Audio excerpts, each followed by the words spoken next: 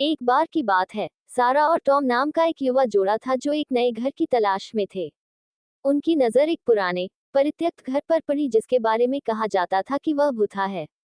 अफवाहों के बावजूद उन्होंने करीब से देखने का फैसला किया और वे तुरंत घर के आकर्षण और चरित्र की ओर आकर्षित हो गए।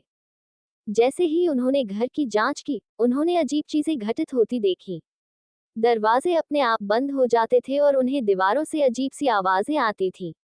इन परेशान करने वाली घटनाओं के बावजूद उन्होंने घर खरीदने और उसे ठीक करने का फैसला किया। हालांकि जैसे जैसे उनका नवीनीकरण शुरू हुआ, चीजें बदतर होती गई।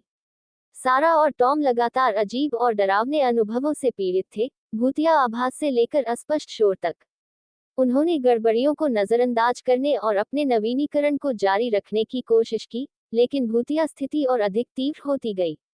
एक रात सारा घर पर अकेली थी और उसने अटारी से कदमों की आहट सुनी।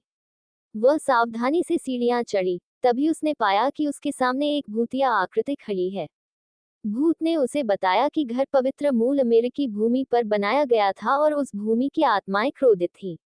भूत ने उसे घर छोड़ने की चेतावनी दी, अन्यथा आत्माओं के क्रोध का सामना करने का जोखिम उठाना पड़ा। सारा और टॉम ने भूत की चेतावनी पर ध्यान दिया और घर से भाग गए, फिर कभी वापस नहीं लौटे। घर वीरान पड़ा रहा और भूत प्रेत की अफवाहें बढ़ती गईं। आज तक ये घर क्षेत्र के सबसे प्रेतवादित स्थानों में से एक माना जाता है, और जो लोग इसमें प्रवेश करने का साहस करते हैं उन्हें फिर कभी देखा या सुना नहीं जाता है। और इसलिए प्रेतवादित घर की कहानी जीवित है, उन खतरों की एक डरावनी याद दिलाती है जो छाया में छिपे हो सकते हैं और आत्माएं जो कब्र से परे भी हमें परेशान कर सकती हैं।